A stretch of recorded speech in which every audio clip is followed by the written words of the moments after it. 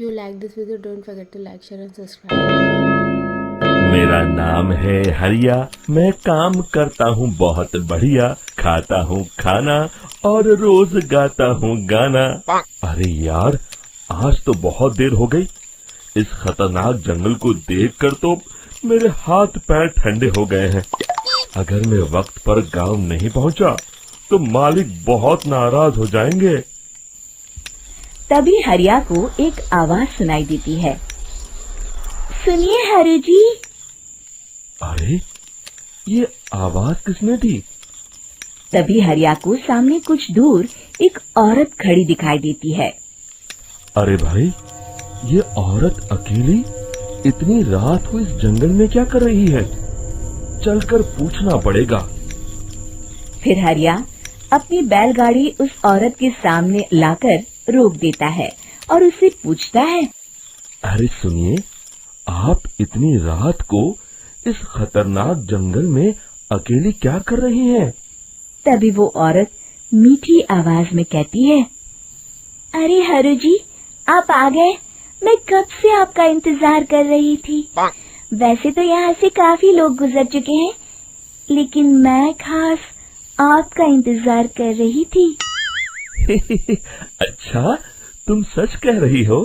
मुझे तो यकीन नहीं हो रहा है। वो क्या है ना, आज तक किसी ने मुझसे इतने प्यार से बात नहीं की। हाँ हरु जी, मैं सच कह रही हूँ। अब देर मत करिए और जल्दी से मुझे मेरे घर तक छोड़ दीजिए। हाँ, कौन सी बड़ी बात है, अभी छोड़ देता हूँ। आप मेरे पीछे बैलगाड़ी में बैठ जाइए और मुझे रास्ता बताते चलिए। फिर वो औरत हरिया की बैलगाड़ी में बैठ जाती है और हरिया बैलगाड़ी हाँकता हुआ आगे चल पड़ता है। फिर उस औरत के बताए हुए रास्ते पर चलते चलते हरिया बैलगाड़ी लेकर एक काली गुफा के आगे आकर रुक जाता है। हरिया उस औरत से पूछता है, देवी जी, आपका घर कहाँ है? यहाँ तो एक गुफा के अलावा और कुछ नहीं है। तभी अचानक वो औरत हवा में उड़ने लगती है। देखते ही देखते उसका सुंदर रूप एक डरावनी चुड़ैल में बदल जाता है और वो जोर जोर से हंसती है। अरे तू तो एक नंबर का बेवकूफ निकला। तू तो बड़ी आसानी से मेरी बातों में आ गया। अरे मर गया रे, ये तो एक चुड़ैल है। हे भगवान, बचा ले, ये तो बड़ी डरावनी दिखाई दे रही है। और फिर अगले ही पल हरिया की बैलगाड़ी में रखा सारा सामान हवा में उड़ता हुआ उस काली गुफा के अंदर चला जाता है और वो चुड़ैल भी उस गुफा के अंदर जाकर कहीं गायब हो जाती है। हरिया ये नजारा देख बुरी तरह घबरा और परेशान हो जाता है। अरे, ये चुड़ैल तो मेरा सारा सामान लेकर गुफा में गायब हो गई। अब क्या होगा? अगर मैं गांव खाली हाथ गया तो मालिक मेरी अच्छी खबर लेंगे। मेरी इस बात का कोई यकीन भी नहीं करेगा। फिर आखिर वही हुआ। हरिया के मालिक चंपक सेठ को हरिया की किसी भी बात पर रत्ती भर भी यकीन नहीं हुआ। चंपक सेठ को लगा हरिया झूठ बोल रहा है और उसने ही लालच में आकर सारा सामान हड़प कर लिया है। फिर हरिया को बेईमान समझकर चंपक सेठ उसे काम से निकाल देता है। अगले दिन अपनी दुकान में परेशान बैठा चंपक सेठ गुस्से में बड़बड़ाता है। अरे, दुकान में तो सामान बिल्कुल भी नहीं है। अब मुझे ही शहर जाकर सामान लाना होगा।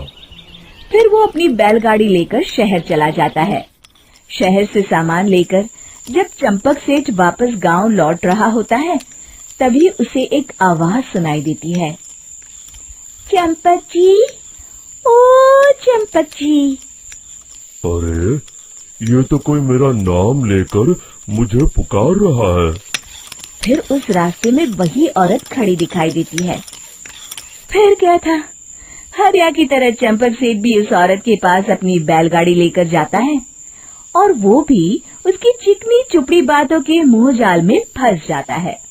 फिर चुड़ैल उसे भी अपनी गुफा तक ले जाती है और उसका सारा सामान लेकर गुफा में गायब हो जाती है। बेचारा चंपक सेठ लाचार होकर खाली हाथ गांव लौट आता है। फिर ये उस जंगल में रोज की बात हो जाती है।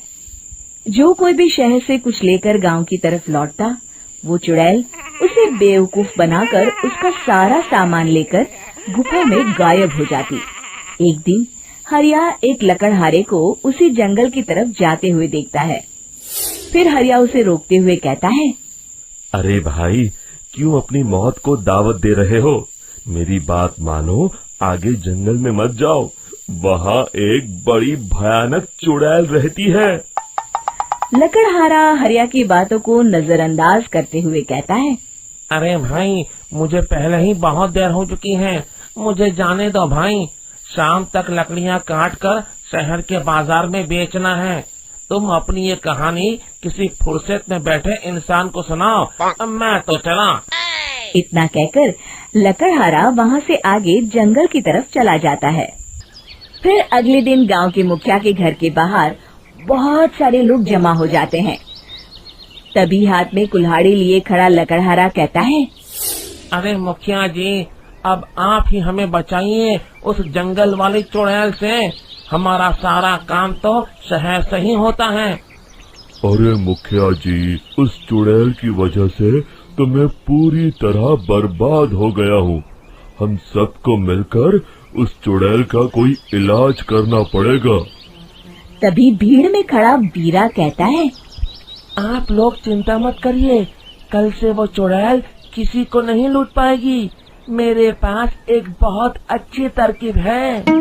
तभी चंपक सेठ उसका मजाक उड़ाते हुए कहता है, अरे तेरा नाम वीरा है तो क्या हुआ?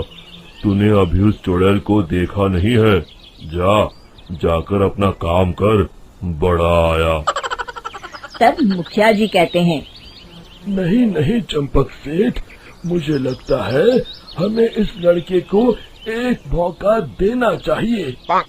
फिर सभी गांव वाले मुखिया जी की बातों से सहमत हो जाते हैं और वीरा शाम को एक बैलगाड़ी में कुछ सामान लादकर उस जंगल की ओर चल देता है। वीरा, ओ वीरा, कहाँ जा रहा है?